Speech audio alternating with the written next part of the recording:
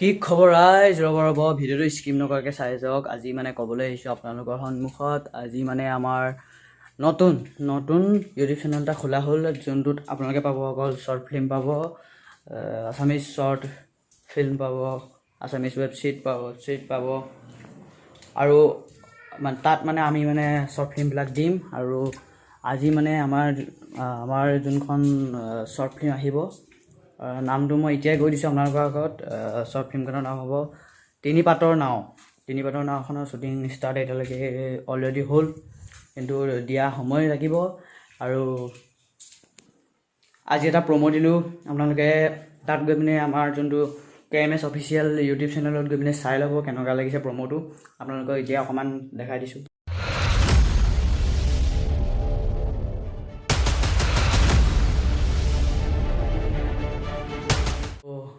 সম্পূৰ্ণ প্ৰমোটো পাব আপোনালোকে KMS অফিচিয়েল টিমত পাব মানে।